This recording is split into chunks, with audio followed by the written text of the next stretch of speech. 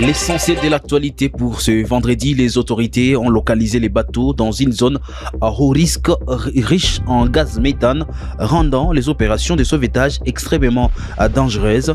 Malgré ces conditions périlleuses, les équipes continuent de se battre pour retrouver les victimes et ramener la sérénité aux familles. À ce stade où nous sommes, à la lumière des résultats nous fournis par les maigres moyens techniques dont nous disposons, c'est-à-dire drones, GPS, plongeurs, nous sommes arrivés à la conclusion provisoire que le bateau a chaviré à 500 mètres de la rive de Kitoukou. Le vice-gouverneur, le commissaire supérieur Romuald Ekouka Lipopo à suivre dans l'actualité du jour. L'UDPS, le parti présidentiel, mobilise pour les changements de la Constitution. L'Union pour la démocratie et le progrès social, un parti présidentiel, a appelé ses membres fédéraux à mobiliser leur base en faveur du changement de la Constitution. De précision à suivre dans l'actualité du jour. Le pêcheur de Vichumbi continue de faire face à des défis insurmontables un an après l'ouragan dévastateur qui a frappé la zone le jeudi. Bien au-delà des dégâts matériels, leur quotidien marqué par la perte de leur équipement de pêche et des dettes croissantes accentuées par la faible production sur les lacs Édouard. Les forces armées de la République démocratique du Congo annoncent vendredi que la coalition de l'armée congolaise et ougandaise a neutralisé 2 terroristes de l'ADF, membres du groupe exploitant l'espace lacunaire sur la rivière Ituri dans l'est de la République démocratique du Congo. Messieurs, dames, nous sommes la référence des informations à l'est de la RDC. Vous êtes nouveau. Les rendez-vous de tous les jours, l'actualité du jour. N'oubliez pas de vous abonner. Les autorités congolaises ont localisé les bateaux dans une zone à haut risque, riche en gaz méthane, rendant les opérations de sauvetage extrêmement dangereuses. Malgré ces conditions périlleuses, les équipes continuent de se battre pour retrouver les victimes et ramener la sérénité aux familles. Le vice-gouverneur a réaffirmé l'engagement du président de la République et le gouvernement locaux pour surmonter cette tragédie malgré les défis posés par la particularité du lac Kivu. Suivez ici le vice-gouverneur de la province du Nord Kivu.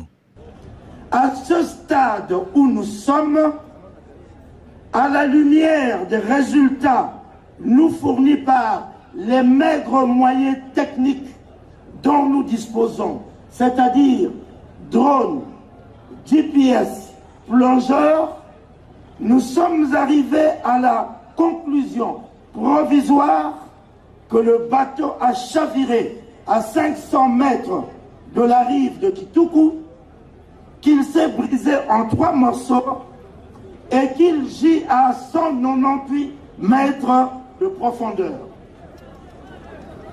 De plus, l'eau du lac contient du gaz méthane qui gêne le travail des plongeurs.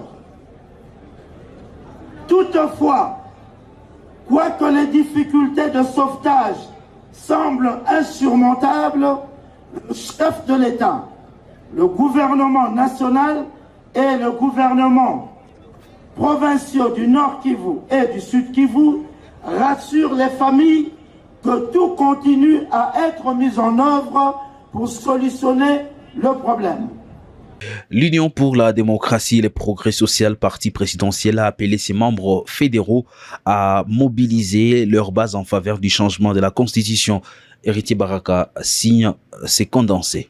Dans un communiqué qui a apparu ce vendredi, signé par le président intérimaire et secrétaire général de l'IDPS, Augustin Kabouya, ce dernier a indiqué que la constitution actuelle a montré ses limites. Vous vous souviendrez que notre parti avait boycotté le référendum pour le vote de la constitution de 18 février 2006, dont nous avons contesté certains aspects non bénéfiques au peuple congolais et à la souveraineté. Cette constitution qui nous régit à ce jour a montré ses limites dans l'exercice du pouvoir public. Et il est appelé à évoluer pour s'adapter correctement à la gestion politique et au progrès de la société congolaise, a déclaré Augustin Kabouya, président intérimaire de l'IDPS. Nous vous invitons à présent à mobiliser et à conscientiser la la base du parti en fait d'expliquer les militants les bienfaits de la mise en œuvre du processus de la révision de la Constitution en vigueur selon les normes prévues par celle-ci, a insisté Augustin Kabuya. Cette nouvelle déclaration d'Augustin Kabuya intervient alors que l'intention de modifier la Constitution a été vivement critiquée par l'opposition congolaise. Certains considèrent cela comme une ligne rouge à ne pas franchir.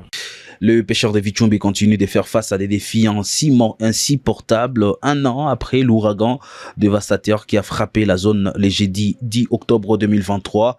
Bien au-delà des dégâts matériels sur les quotidiens et marqué par la perte de leur équipement de pêche et des dettes croissantes accentuées par la faible production du lac Édouard, l'ouragan a non seulement détruit des infrastructures, mais a également eu un impact dévastateur sur le moyen de subsistance des pêcheurs, causant d'énormes pertes et la destruction de leurs filets.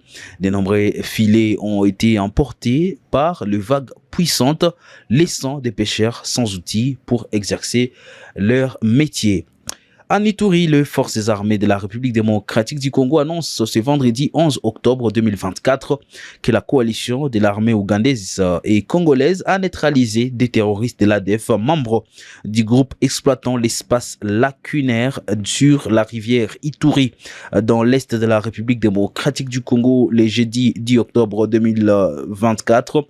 Selon le lieutenant-colonel Makazuka et porte-parole des opérations Sokola en Grand Nord, une pirogue de ravitaillement des djihadistes ADF était également détruit lors de ces patrouilles de combat.